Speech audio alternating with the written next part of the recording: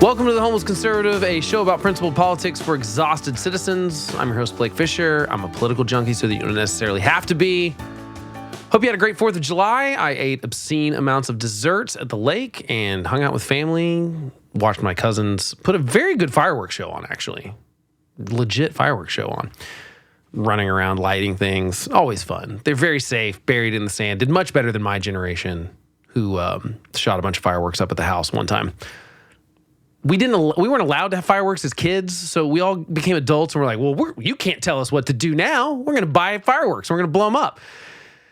And in the first sort of fireworks show of my generation doing that, some fell over and were shooting up at the house and set our neighbor's canoe on fire. It was not great. But my generation's kids, their husbands specifically, put on a great show. So good job, guys. No one got hurt. Hope you still have all 10 fingers after your July 4th festivities. It's always good if you do. Obviously, don't want anyone getting hurt, but it does happen. So hope you were safe. If not, give me your stories. I'm all about good fireworks stories. Well, if you haven't heard, Joe Biden is still really old. I know I don't want this show to be exclusively about Biden being old. I know like the last few episodes have been, but honestly, it's felt like stuff I need to talk about. And I want to do like an evergreen thing. I actually did a long interview yesterday that I thought about releasing. And I was like, nah, I think this stuff is still something we need to talk about for a second. And so forgive me if I sound like a broken record, but we've got new information that's happened. New things have come out. Things have changed slightly post the terrible debate performance that he had against Trump in late June.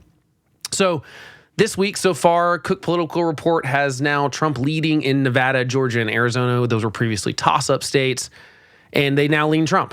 And they still have Michigan, Pennsylvania, and Wisconsin as toss-ups. It's early, and if you read or listened to anyone over the last couple of weeks, they just say, like, there's absolutely no way Biden can win. I don't know if that's 1,000% true. I'm kind of saying that I really do think at this point, if the election's tomorrow, Trump's going to win. Trump can still do stupid things too, though. I don't see any way Biden gets out of this.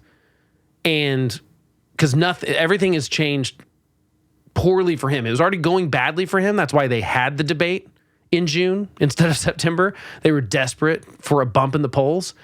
They did not get it with that performance. Shocking, I know. He did not get a bump in the polls after his terrible debate performance, and he's dropping, and he's losing swing states he has to win. So right now with the toss-up states that they have as Michigan, Pennsylvania, and Wisconsin, Biden would have to win all 3 of those. Plus, I think Nevada now is solidly Trump. So it's not very likely that that's going to happen because he's trailing in those right now in the polls. It's just that the margin is tight, so they're still calling it a toss-up, but Trump is winning in all those swing states. He was winning in all those swing states actually before the debate. It's just he's increased that lead since then.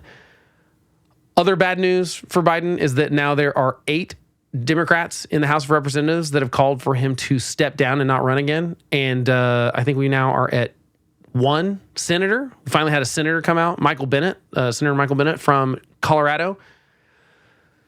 So it was just the media. It was just New York Times and everyone else after the debate. All of a sudden, it's elected Democrats. And that's what everyone said going into this. It's like, look, the media can say this all they want. It's got to be elected Democrats that start coming out and saying it. And when I wrote these notes this morning for the show, it was 7. So it increased to 8 in the 3 hours since I wrote that down. You've also got Pelosi on Morning Joe this morning, I think it was, that said, it's up to the president to decide if he's going to run. We're all encouraging him to make that decision because time is running short. And then the host was like, well, he says he's decided and he's definitely staying in. And she responded, I want him to do whatever he decides to do. Whatever he decides, we will go with. She knows what she's doing. She knows he watches Morning Joe. I guess he likes television shows with his name in it. It makes sense. I'm very concerned that we have 2 guys running for president who exclusively get their news from a morning show, one on Fox News, Fox and Friends, Trump, and the other one from Morning Joe on MSNBC, which are just, they know the presidents are watching and they cater everything to that. And it's weird. It's kind of these shows with audiences of 1, really. Even though other people are watching, they know that that's the audience that they really need to not tick off. Morning Joe carries so much water for Joe Biden. It's sad. It's sad that anyone believes it. It's sad that anyone watches that and thinks that they're getting news from it. They're not. So Pelosi knows what she's doing. She knows Joe Biden's watching this. And instead of coming out with a full-throated, I'm behind him, Joe Biden is the candidate, he is going to win in November, it's up to the president to decide. And time's running short. Not exactly a ringing endorsement. I think that she's hedging her bets a little bit. She knows this. But, all of those might not matter as much as this unfortunate development. George Clooney is now saying, in the New York Times op-ed, I love Joe Biden, but we need a new nominee. I love that, by the way, before I get into this quote, I love that everyone prefaces the call for Joe Biden to step down as, he's wonderful, I love him, he's the best, I love him, he's done amazing things, he's so good, you're so amazing, but you got to step down. It's like buttering, I don't know, it's really gross. Anyway, he goes on to say, but the one battle he cannot win is the fight against time. None of us can. It's devastating to say, but the Joe Biden I was with 3 weeks ago at the fundraiser was not the Joe big effing deal Biden of 2010. Clooney held a fundraiser for Biden 3 weeks ago. He was in the room with Joe Biden 3 weeks ago, and he's saying this. He wasn't even the Joe Biden of 2020. He was the same man we all witnessed at the debate. He goes on to say, was he tired? Yes. A cold? Maybe. But our party leaders need to stop telling us that 51 million people didn't see what we just saw. We are all so terrified by the prospect of a second Trump term that we've opted to ignore every warning sign. The George Stephanopoulos interview only reinforced what we saw this week before. As Democrats, we collectively hold our breath and turn down the volume whenever we see the president, who we respect, walk off Air Force One or walk back to a mic to answer unscripted questions. Now, I've got a couple of questions about this. First of all, my opinion on celebrities is they're all dirtbags until proven otherwise. I just don't like them. I don't care what they think. They can be good at their job. George Clooney's a good actor, and he's objectively a handsome man, and maybe the top of the A-list, I would say. When the top of the A-list is coming out, who held a fundraiser for you 3 weeks ago and says, it's time for you to go, I think you've got some problems if Hollywood's calling it out.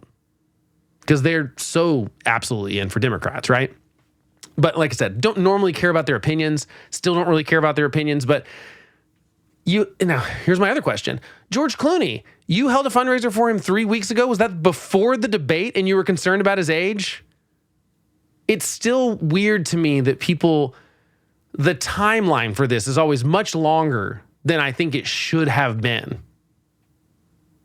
How long have we been lying about this stuff? We'll get to that in a second. But other bad news, a New York Times poll post-debate shows that 59% of Democrats think he's too old to serve another term. That's 59% of Democrats. That's up 8 points since the debate, okay? It was at 51% before the debate. So here's my problem with a lot of this is that George Clooney, obviously saw him up close 3 weeks ago. We're getting House members, Senate members, we're getting a lot of the press that are all saying he clearly cannot do the job for another 4 years. But they've been lying to you, the American voter, for much longer than that.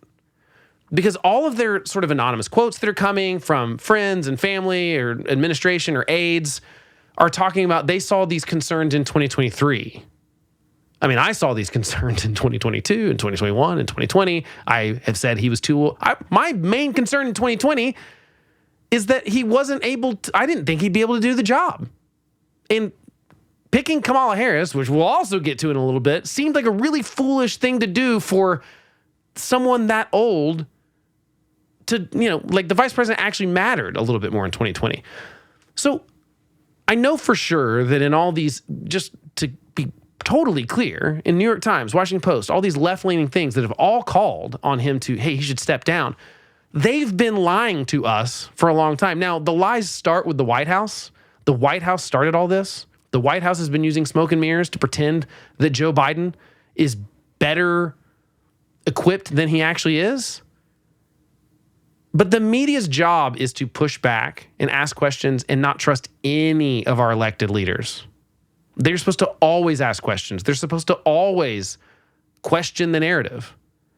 And they haven't. In fact, they've done the opposite of that. They've called any Republican or right-leaning media's calling out of his age things. They've called it deceptive editing. They've called it also the ageism. They've said, oh, that's just a gaffe. Like you're nitpicking little things. You're taking that out of context.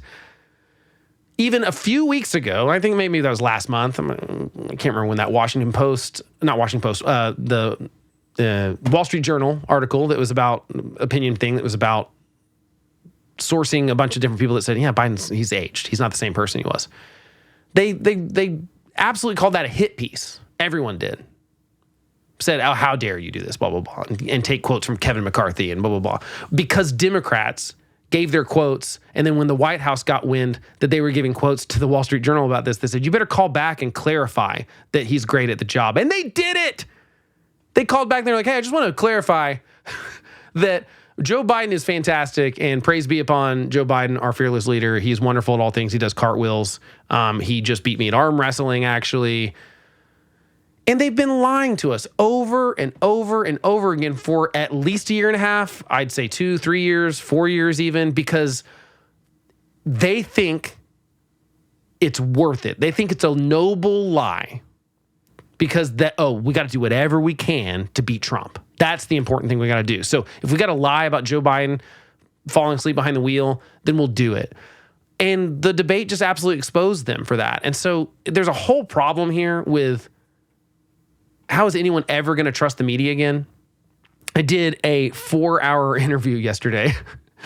I like to argue with people, if you haven't figured that out yet. And I had someone on that I've not aired this yet. Obviously, it's going to require a lot of editing because no one's watching a 4-hour interview with me. But someone reached out to me that's kind of they think the election was stolen in 2020, and they've got this organization that supports the January 6th, what they call prisoners of war. I had serious problems with that. And I was like, you know what? If you're willing to come on the show and let me actually ask you tough questions, is like, you're not going to just be able to wiggle out of this and spread your lies, then yeah, come on. And to her credit, she did. And we argued and yelled at each other for 4 hours. And yeah, it was interesting. But one thing that kept coming up anytime I said, well, what about this? Kind of caught her in how are you going to explain this? She would turn back to, well, the media lied to you about that, and they lied to you about this, and they lied about, and everything she brought up was legitimate. She would bring up that the media lied to us about the Hunter Biden laptop origin, that it was Russian disinformation. And that wasn't just the media. That was the media reporting on a bunch of intelligence officers claiming that it was Russian disinformation. So they lied, and the media didn't investigate it any further, and they continued the lie. Pick masks, pick vaccine efficacy, pick social distancing, pick school, how they sided with teachers' unions instead of kids during COVID, pick Donald Trump, Russiagate stuff, Steele dossier, pick any of those things, and the media was complicit in the lie that someone else just fed them. And they went with it because orange man bad, we have to do anything the opposite of that. And there's also this weird thing where if the right media, like the Fox News, those kind of people, if they cover something, the left media says, well, we can't give that any credibility by also covering that, even if Fox gets it right. And so if Fox is talking about Biden's age, we can't talk about Biden's age. So we've been lied to for this whole time. And the thing is, what a stupid lie. It was always going to catch up to them. They were never going to be able to pull off this lie for as long as they thought they could. I can't believe they pulled it off for as long as they did. But then Joe Biden gets on stage for 90 minutes at 9 p.m. and falls apart, and you can't spin that. Not that they're not trying. They're still giving up excuses. They say he had jet lag, which he got back from travel 12 days before the debate. They say he had a cold. Okay. Yeah, I'm sure that explains maybe how his voice sounded, but not how he trailed off and couldn't complete thoughts. The other excuse that I'm hearing is like, well, you can't get rid of Biden. Millions of people voted for him, but they were lied to this whole time. It's not the same as Trump's victory in 2016. He actually just won that race. Like, more Republicans wanted him to be the nominee than the other people that were in the 2016 primary. So the party kind of had to go along with it. Now, I think the party could have done a better job at standing up to him, but they didn't. They just fell in line. The difference here is that the Democrats have been lying to their voters, who they pretend there's some sort of democracy going here. There is no constitutional requirement for democracy with the primaries. It's just that the parties decided to outsource that to people 50 years ago. We didn't have primaries before then. The parties didn't just let people decide who their nominees were going to be. Because people, frankly, were stupid. Only 28% of people voted in the primaries in 2016. Open primaries, and I'm going back to 2016 because we didn't have open primaries in 2020 or 2024. We only had one side in each of those. So you have open primaries in 2016, which you always have after a two-term president, and 28% of the population, so barely over a quarter of the population, picked the two people that we all said, God, these are the choices, Hillary Clinton and Donald Trump. Of course, now Hillary Clinton looks like amazing compared to Joe Biden, but I mean, maybe not. She's also old now too. But the point is, they've been lying to us for a really, really long time, and they thought this was going to be able to work. And now that it didn't, no one's going to trust anything they say again. I mean, that's at least what I get from most people. Most people are like, yeah, I mean, like, I knew he was old, just he doesn't pass, like, it's my own eyes. This is not some complicated story. This isn't talking about funding Medicare or Social Security. This isn't the border. This isn't the Russia-Ukraine conflict. This isn't Israel-Gaza. This isn't any of those like nuanced things. This is, I can watch him talk and not complete sentences, and he looks old and frail, and he doesn't look like he can run the country right now. The guy that we saw at the debate at 9 p.m., I don't believe could get in the Situation Room and make the right this decision for the country. I don't think he should be the president right now. I think Kamala Harris and the cabinet should consider invoking the 25th Amendment. If he can't run for a second term based on that debate performance, I don't think he should be the president right now. I am not at ease thinking about that. And the excuse there is always, well, no, you're voting for an administration. He's surrounded himself with good people. That is not how our Constitution works. There is nothing in the Constitution about like, well, you're electing an administration. No, we're electing a president and a vice president. The president has to make these decisions. If we have to go to war or we have to do a strike or we have to pick any number of things, the president has to make that decision sometimes. And I don't trust this guy to make that decision, not just because I disagree with him on almost every issue, but because I don't think he knows what's going on. And in the debate, even when he got a sentence out, often it was wrong. So either a lie or he said something so often that he believes it's true now. I don't know which one is more dangerous, though. If he gets into a situation where there's a conflict somewhere and he has a preconceived notion of what's true based on a lie, that's not good for that guy to be making that decision. Trump's got this same problem, by the way. This is not excusing Trump, okay? Trump is just as bad at this stuff, almost. He's just barely better than Biden. Biden confuses people. And by the way, let's go back. Let's go back a couple years because I think this is worth doing. A couple years ago, he confused one of the first things that to me was a sign. He's always been kind of a gaffe machine. And I made a reel last August about just kind of his bumbling and not being able to say words and like you couldn't understand it. I'll give him that excuse because it happens to me too that I just blah, blah, blah. And if I was in front of cameras all the time, I'm sure that you could cut together a thing of me looking like an idiot and not being able to remember people's names or something. But I think it was 2021. It might have been 2022. He was looking for a congresswoman at an event who had died 6 weeks earlier. I was like, where's Jackie? He knew she had died because he had worked with her. He had sent condolences. He had said something publicly about her dying. And 6 weeks later, forgot that she was dead. Yikes. That's a really bad problem, right? But when Republicans talked about it or right-leaning news, we're dismissing this. It's not a big. They just pretended it didn't happen. He did the same thing with the president of France, confused him with a dead guy. Those were concerning, and those were years ago. And by all reports, like I said, this stuff started getting really bad in 2023, over the last year and a half or so.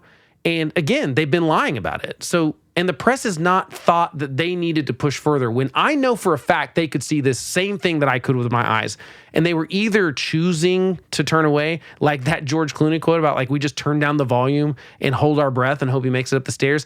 That's bad. You are a bad citizen of the United States. And you're certainly a bad member of the press if you just kind of like, I'm just going to ignore, I'm going to pretend I didn't see that. Joe Biden just forget that person was dead.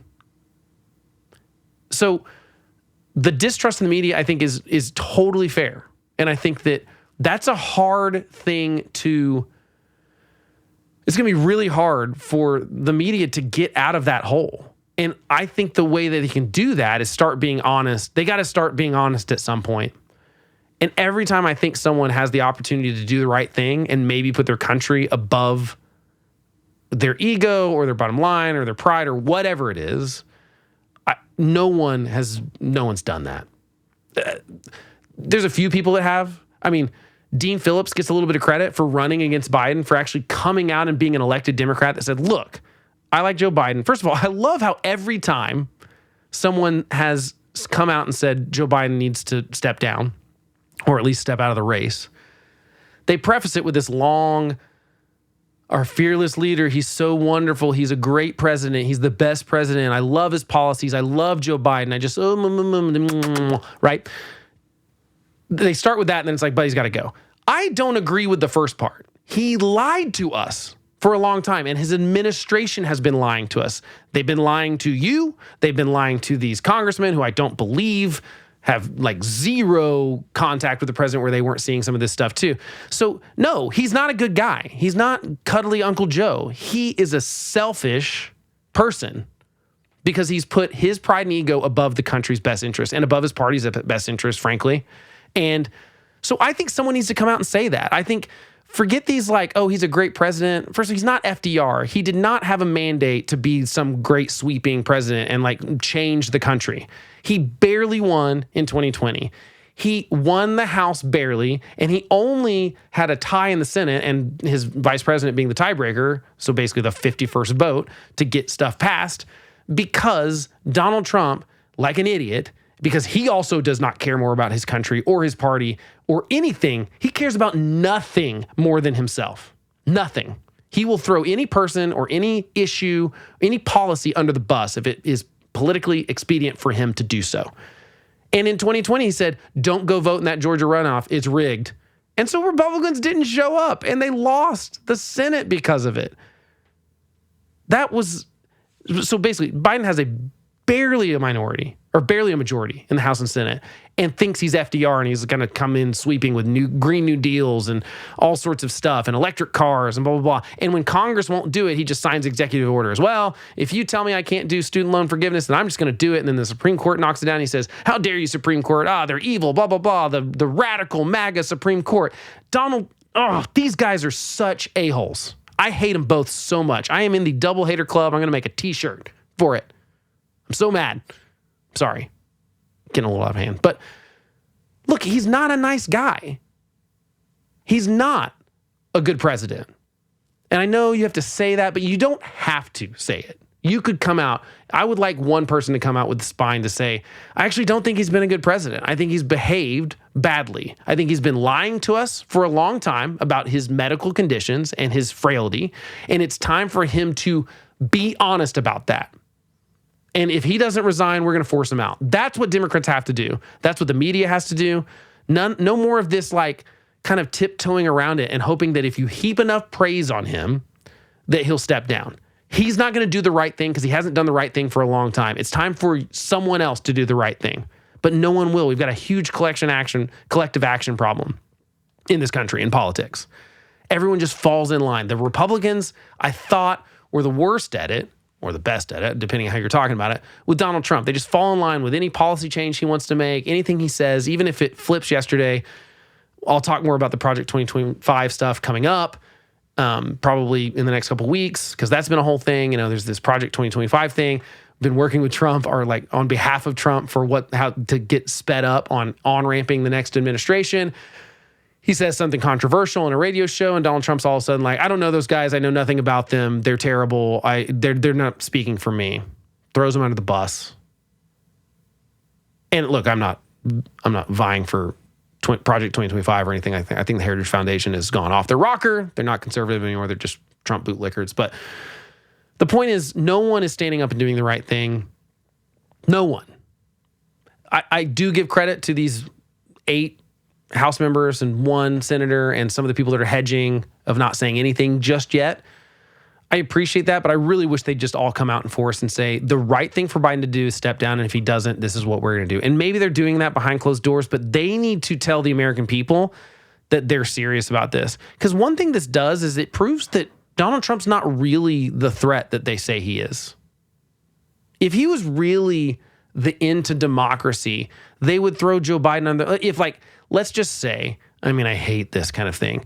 Let's just say Donald Trump is really Hitler. Let's just say Hitler's running and we know Hitler's bad and he wants to kill Jews and stuff, okay? Let's just say that's the case. Now, Donald Trump is not Hitler. We don't have to, you can be bad without being Hitler, okay? We don't have to go all the way to Hitler, but let's just pretend. Wouldn't you just throw Joe Biden under the bus? You'd be like, look, we have to defeat Hitler. We have to.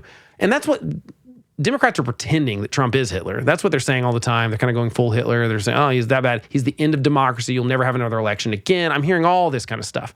If that's the truth, then you just got to come out and throw Joe Biden under the bus, because it's kind of like, who cares about what the primary voters said? Who cares if they'll be offended by it? Who cares if it crushes our party and we're a wreck? We'll have done what we needed to do to stop Donald Trump from ending democracy, right? That would be the right thing to do. But people aren't interested in doing the right thing to do. And so no one's going to believe them that Trump's this dictator wannabe and he's going to be in a democracy if you won't even come out and tell Joe Biden that he has to step down and he can't run again. No one will believe you. No one's going to take you seriously. They already think you lie about everything. So now they just think you're lying about that too. And I don't blame anyone for thinking that. I do not blame. I cannot vote for either Trump or Biden. I hate them both. I think they're both detestable. I think neither one of them have the qualifications to be the president of the United States, and they've proven such with their first terms in office. However, I totally understand why some people would be like, can't vote for Biden. He cannot do the job, and that worries me. And so I'm going to vote for Trump. I understand that mentality. I get that. And that's what's going to happen. And that's what's happening in the polls right now. And look, Biden is in a really bad position. He's not going to be able to ride this out. Here's some proof in case you needed some proof. This is, hold on, let me pull this up. So this is CNN's homepage today, okay? And normally, I don't know if you've paid attention to CNN. It talks a lot about Trump. If I do a search for Trump, there are 3 mentions of Trump on the entire homepage. First of which is just a little fact check. Now let's look at Joe Biden. Biden faces fresh signs of doubt about his candidacy. Top donors nix Chicago event during the DNC as actor George Clooney says Democrats need new nominee. Jeffries tells Democrats he will relay their concerns to Biden. Pelosi says it's up to Biden to decide if he's going to run. Progressives offer strategic aid to Biden. Bennett, progressives, by the way, the freaking progressive caucus in the House, the squad, is backing Biden. Why are they doing that? You got to wonder, what's their motivation? They've kind of been anti-Biden. They've been at these anti-Biden rallies in places like Michigan and stuff where high Muslim populations are, Arab populations. They're upset about his support of Israel. They've not been vocally kind to Biden, but they're backing him now. I think it's because they realize they get more money and more power and more TV time when Donald Trump's president than when Joe Biden's president. That's what I really think. Because if Trump is really the threat, why would you back Biden right now when you know he's going to lose? I think it's because they're okay with him losing. It's good money for the media when Trump's the president. It's good to be a Democrat when Trump's the president. You can just rail on him all the time. You can say whatever you want. And so this is CNN's homepage. Biden's in a tricky spot because if he goes out and does events to prove that he's, a young whippersnapper, he's going to keep having these senior moments because it's not a day-to-day thing even. This is happening every time. The George Stephanopoulos interview did nothing to help Joe Biden. It was bad. It did nothing to help. In fact, I think it actually hurt worse because, first of all, he was orange. He looked like Trump. That was a weird thing. They both have this bronzer on, so he didn't look as dead, but he looked like Trump. And then he's saying things like Trump, like, I'm the only person that can do it. He claimed in the interview with Stephanopoulos that he's the only person right for the job. Obviously throwing his vice president under the bus there, right? So Kamala Harris, your VP, isn't up to the job? Is that what you're saying? Because that sounds like what you're saying. You're saying no one else can do this job. He also said things like he just doesn't believe he's losing. Stephanopoulos was like, look, you're losing in all these polls, all the swing states. He says, I just don't believe it. I don't believe it. And then when asked what he will do in January, will he think it's worth it if Donald Trump's president again? He goes, yeah, basically his answer was, I need to pull it up, the actual quote. He's basically like, if I do my best, then I'll be fine. So again, yes, Donald Trump's not really the threat to democracy that you're claiming he is. If you're just like, It'll be great. It'll be good. It'll be a good game. Good solid election. That's what I want from candidates normally in a normal election, but this is not a normal election. And they're claiming it's not a normal election. They're saying your vote could mean the end of democracy in America, the end of the country. And he's just going to be like, yeah, you know what? If I lose to him, it's fine. It's okay. I did my best. It's just not serious. So what can he do at this point? Because if he comes out and he does more of these interviews, he's going to have more things like that. And he's going to continue to be on the CNN homepage and every other thing. And no one's talking about Trump. And everyone going into this election was like, who can hide the best from the media, who can stay out of the press, has a better shot of winning this race. And for now, what are we? How far are we out from that debate? Time is a flat circle. I can't remember anything. What are we, two weeks out from that debate? So 2 weeks out from the debate, I have hardly seen anything about Trump. He's done like one event since then, because why would he need to do more events? And it's just the normal stuff. He just rambles for an hour and says a few silly things that people put in the press. But, it's always something silly like, he talked about electric planes and how they can't run if it's not sunny outside. And yeah, that's stupid. And by the way, that is a problem that Donald Trump doesn't know the difference between battery, like a Tesla can still drive when it's not sunny outside because it's not solar powered. It's powered by batteries. Batteries don't run on the sun. And that is concerning to me, by the way. Any other election, that would be the end of the candidate. And yet Donald Trump, the fact that he doesn't know that electric cars and electric planes, which don't really exist, can run when the sun's not out, that's a problem. He's an idiot. So is Joe Biden. Both of them are. But Donald Trump's stupid things are not over. CNN has 3 mentions of Trump on the entire homepage. 3. He's going to win. And then if Biden chooses to try to stay in the basement and do what he did in 2020 or try to stay out of the press, they're going to be like, that's also confirmation that he's too old to do it. He can't do it, and that's why he's not doing it. He has no way out of this. He's going to lose because this is going to keep getting worse. Because I know we say if the election was held tomorrow, Donald Trump would maybe win. It's close, tight race and some of these things. But this issue is not going to go away. He's going to continue to show us that he's old. He's going to have worse things happen. It's not going to get better. And if he just tries to hide, we're all going to assume, well, yeah, he can't do the job. That's why he's hiding from the press and from events.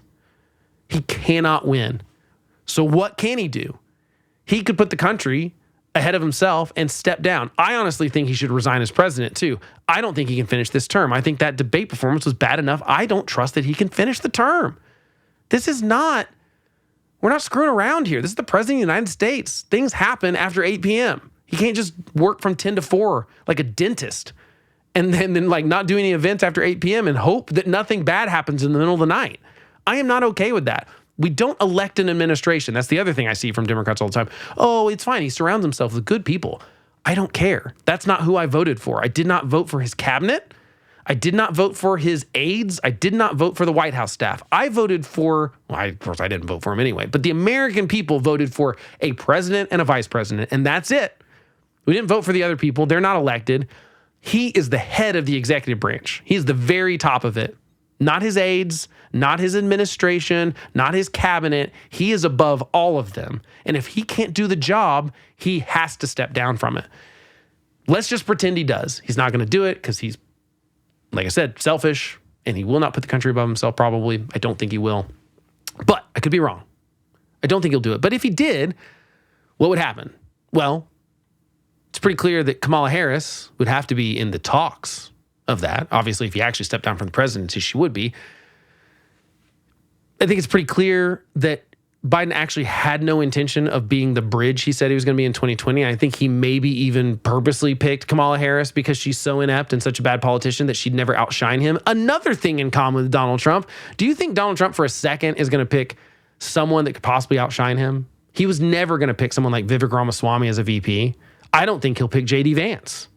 I think he'll pick someone really boring like Doug Northam. Wait, is that his name? Doug? I can't even remember his name. That's how, oh my gosh. What is his name? Doug Burnham. That's what it is. Northam is the guy from Virginia. That's totally wrong. That was the Democratic governor. But that's how boring he is. I forgot his last name. And I pay attention to politics a lot. But anyway, they'll pick someone like Doug Burnham or Tim Scott that would never possibly outshine him. And I think Biden kind of did the same thing with Kamala Harris.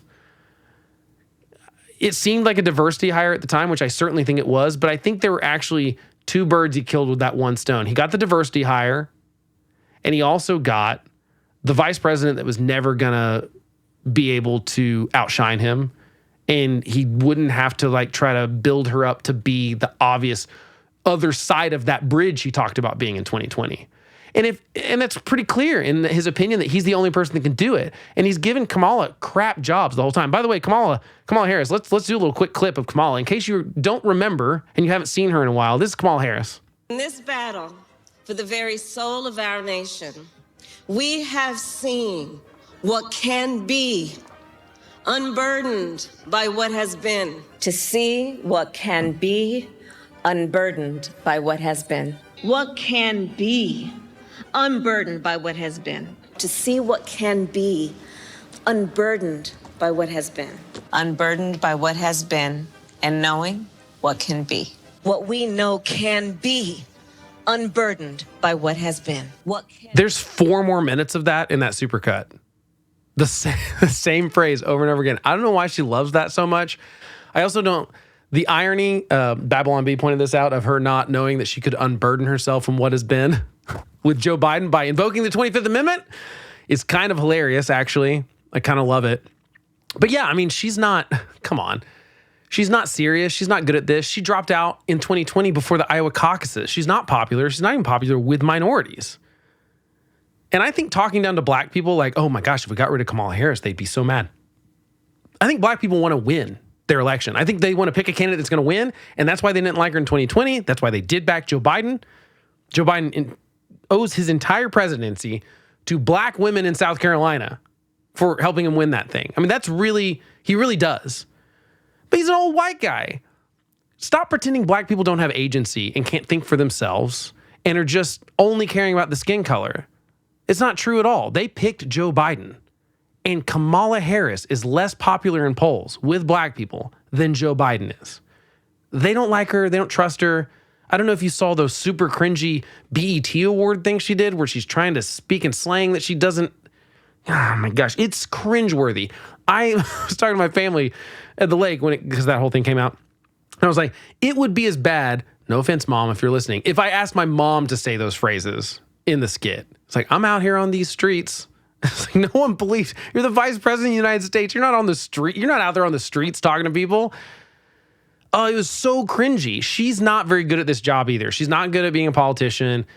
She might have been. I know she's a smart person. You don't become a lawyer and a prosecutor and a DA without being, at least kind of smart. But like, she's had high staff turnover. But let's just pretend that they try to say she's the nominee. I think that's a bad idea too, because she's been involved in this lying. She's part of the administration. She'll have to take on his failures, his economic failures. She'll have to take on his border failures, especially since he just threw her down at the border, was like, you be my border person, and then I'm going to give you absolutely nothing that will help you be the border person. I think Biden purposely, it just seems like he purposely never raised her up. There was a recent quote, like I guess the Atlantic, a reporter was trying to ask someone in the administration, like, can you give an example of a time that Biden like leaned on Kamala Harris for expertise, or she helped him with something? And the guy was like, I think with like equity stuff, but I'll get back to you, and never got back to him. It's clear that she's not taken seriously in the administration. So why should we take her seriously as citizens of this country? And it's also obvious that she's got to own the failures because she's a part of the administration, and she's got to own the fact that, am I to believe she never saw any of this concerning behavior? Or not behavior so much, I guess, as like medical situations, like that his aging and the way he couldn't remember things. And like, does he know she is? I don't know. I really don't know. She's part of the lie. The whole White House, the whole administration are all part of this lie. So is the media, so are the Democrats. And so I think she's got to be punished for it too. I think that what has to happen is the right thing for elected Democrats to do right now in the House and the Senate. And by the way, they're going to have to do this because they're going to lose their races. So don't pretend that this is entirely noble if they come out and are against. Most of these people that I've said, most of the 9 people in Congress that have said, Joe Biden needs to go, they're in competitive races in the fall. They're in purplish states or competitive districts where they stand to lose. Some of them, not all of them. You're going to see anyone in a competitive race is going to come out and disown Biden if or at least say, hey, look, Trump's going to beat Biden, so you got to vote for me so that I can keep a check on him. So more people are going to come out and start basically campaigning as if Trump has already won to win their races. I want to see Democrats, if they were going to do the right thing, and every time I'm in this situation, I go, what would be who could solve this problem? And what would they have to do and sacrifice to do it? And there's always been a situation. It's like Donald Trump should have not run again if he cared more about this country or the party they chose to. Joe Biden should have chose not to run again and said, I'm going to be the bridge that I said I was going to be. He could have done the right thing for the country, for the party. Kamala Harris could do the right thing. Democrats could do the right thing. The media could have done the right thing. At every problem we've had, there's someone that could do the right thing and they choose not to do it. And right now, the people that have the burden of doing the right thing, the press, to their credit, barely have been saying he's got to go because they could no longer lie for him and carry water for him. But the right thing for them to do would be like, and we have been part of the problem because we've been covering for him for it. We've taken the administration at their word and we're no longer going to do that. That would be the right thing for the media to do. And maybe we'd inch a little closer to being able to believe them again. But, in these conversations that I have with people that are more Trump supporting than I am, the conversation always comes back to a lie that the media told. It comes back to the Hunter Biden laptop thing. It comes back to the all those things I mentioned a little while ago. And I don't blame them for distrusting the media. The problem is then it's like, well, who do you trust? The answer is often a right version of the media that does the exact same thing with Donald Trump and doesn't show you the bad stuff about Donald Trump or Republicans. That's just as bad. They are also lying to those people. It's just that I'm mad at the Democrats right now and the left-leaning stuff. So we're talking about them. And so this is a problem. We've got a less informed citizenry because the media is not doing their job. They're supposed to question everything, and they're just not doing that anymore. So the media can do the right thing by owning up to the fact that they've been covering for Joe Biden and Democrats for too long and that Trump really is a threat, but we shouldn't let that blind us to what's wrong with Democrats as well, including people that are going against Donald Trump, and that we shouldn't frame a story based on whether it's going to be good or bad for Donald Trump. That's what's been going on in newsrooms, and it's really bad. It's really bad for the country. So they could own this, but they've kind of done it. They're the ones that are coming out and saying Joe Biden needs to resign. It's not worked. Elected Democrats need to be the people that can fix this right now. Kamala Harris and Democrats could solve this problem right now if they did the right thing. They need to come out and say, forget the fluff up first of Joe Biden. They need to come out and say Joe Biden and the administration have been lying to you, the American public, and us for a long time about his health. And we don't believe anything he says anymore. We don't believe his doctors. We don't believe his press secretary. We don't believe anyone. And he's got to go right now. He cannot serve another 4 years, so he needs to step down from that. And if he doesn't, we're going to fight him on it. That would be the right thing to do, but I don't trust that anyone's ever going to do the right thing anymore because all of these people are only looking out for themselves. Even, I think, the people that have come out and said he should go. You know who did the right thing? Dean Phillips for running against him. That's it. That might be the only person that's done something right. He said, you know what? He's too old. I should run against him and say that. And to his credit, he did. But I think the quote, of course, people have been come to him after the debate. And his quote was, vindication. It doesn't feel that great because he's not happy about this. I think he does want what's best for the country. I think he does want what's best for his party. And he tried to be that one person and he got vilified for it. And yeah, so vindication, it's got to feel kind of good. I think he's being modest, but so both of these guys have now surrounded themselves, Trump and Biden, with family who certainly stand to benefit from them continuing to be the president. If you don't think Hunter Biden's looking for a pardon, I know Joe Biden has said he's not going to pardon his son. I don't believe him because Joe Biden lies about everything. He's not a nice guy. He will absolutely pardon Hunter. Although the super irony of it would be if Joe Biden gets elected again by some miracle, or even if he doesn't get elected again, but he's incapacitated in somewhere where he can't pardon Hunter Biden, that would be ultimate. Because now Hunter Biden's like in on meetings. He's gatekeeping for Joe Biden. Hunter Biden, the guy that's been convicted of buying a gun while under the influence of cocaine at the time, while being addicted to cocaine. Of course, we found cocaine at the White House. We still don't know whose it is. And the right wing just jumped to, of course it's Hunter's. I mean, yeah, it's probably Hunter's, but let's not pretend there's not a bunch of other people doing cocaine in Washington, D.C. right now, okay? Let's not pretend they're above it, okay? But Hunter Biden should be nowhere near the White House if Biden knows what's good for him, but he doesn't. He's going to surround himself with the people that go, you can do this again. And it's Jill, and it's Hunter, and it's his sister. It's a very tight-knit group of people, just like it's Trump. It's his family.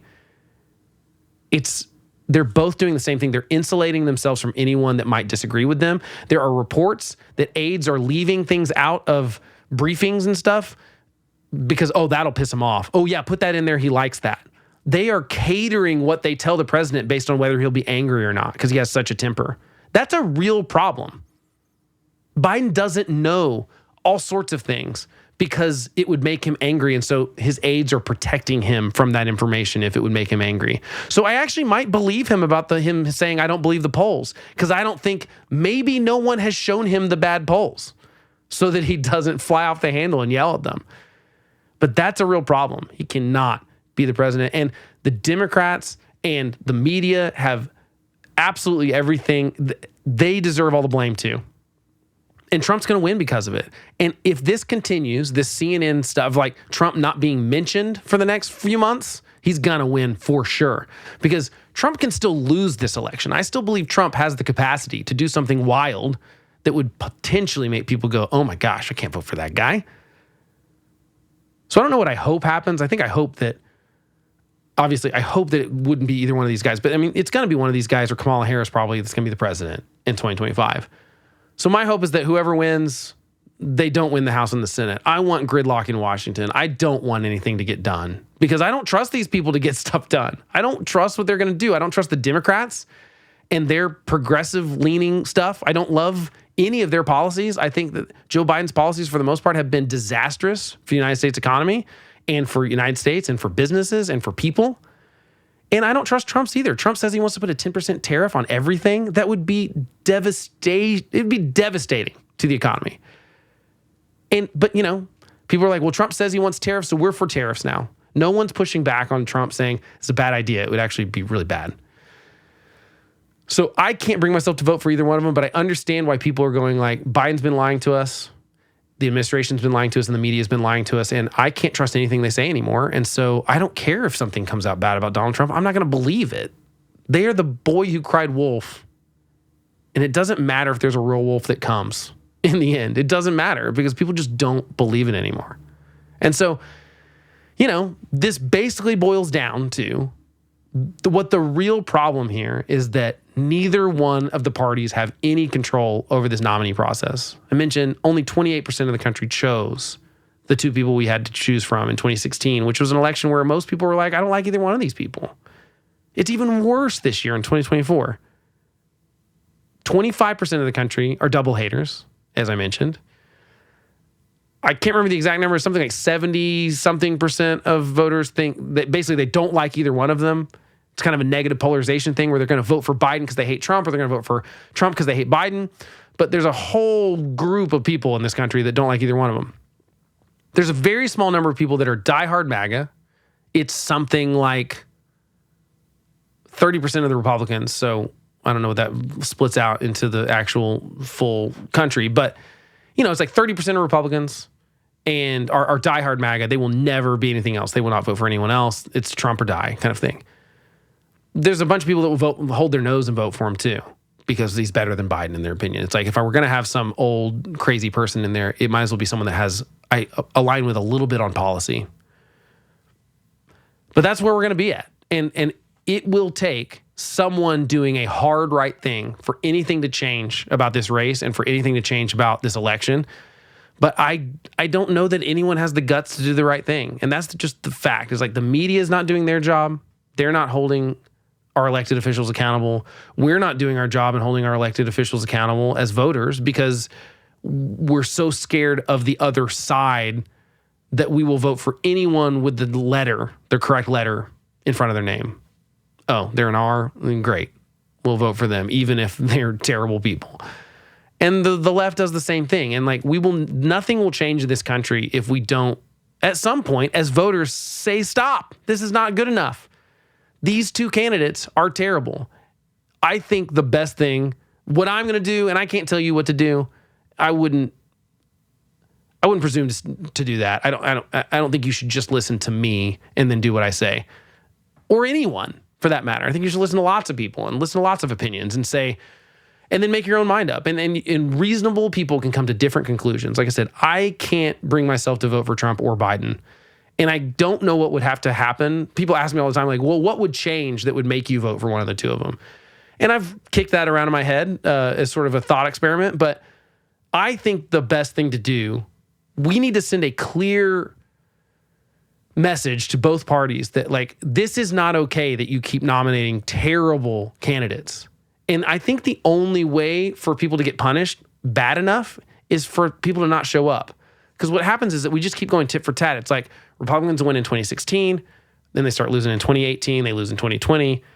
They don't do well in 2022 when they traditionally should have done well 2 years into the other side's presidential whatever. Why can't I think? I want to say campaign. Administration, term, whatever. See, I'm having these moments just like Joe Biden does. Yeah, I mean, not just like, but the point is, it will we just keep swinging back and forth because people are basically going, we gave you a chance. Sorry, Democrats, you're out. We gave you a chance. We're going to try Republicans again. Republicans screwed up. They're like, you're out. Next. We need bad change. And it's just not happening unless voters demand it. That's the real truth, is that this all goes back to voters. We can blame the media. We can blame the Democratic Party. We can blame the Republican Party. We can blame elected officials. But it all comes down to voters. If we keep voting these people in and giving them the power they want based on their bad behavior, they're not going to change their bad behavior. Why does anyone think that will change if we don't change something? So, super optimistic show. Thanks for joining me. Hopefully next week we'll actually talk about something other than Joe Biden, unless like by some miracle he drops out of the race. But I'll try to not rant about Joe Biden's age next week. I promise. I can't promise I'm going to do it. I'm going to try not to. I'm not promising not to. I'm promising to try not to. There's a subtle nuance there. So thanks for joining me. I really do appreciate you being here. One thing you can do for me that really helps me out is you can like, you can subscribe, you can rate the podcast wherever you listen to it or watch it. You can watch it, of course, on Spotify and or YouTube. Both those are great if you're more of a visual person. Sometimes I'm putting graphics and stuff up, but if you like to listen, that's great. Just rate it and tell a friend about it. That's the best thing you can do. This is very much a word of mouth kind of situation because I'm not doing the outrage click stuff. I'm not doing the things that I know would get me eyeballs just to get me eyeballs. And sometimes I'm going to piss you off probably because I'm going to say something about someone you like or some policy you like or something, and that's fine. I think that we should butt up against things we disagree with sometimes. And I refuse to do the thing that I'm harping on the media about where they won't call out their own side. I'm going to call out my own side. And if that makes it slow to get followers, then fine, so be it. I'd rather do it the right way. But you can help me by telling people about it. Share an episode, share a short, rate the podcast. That really helps me a lot. So thanks a lot for joining me. I'll catch you next time.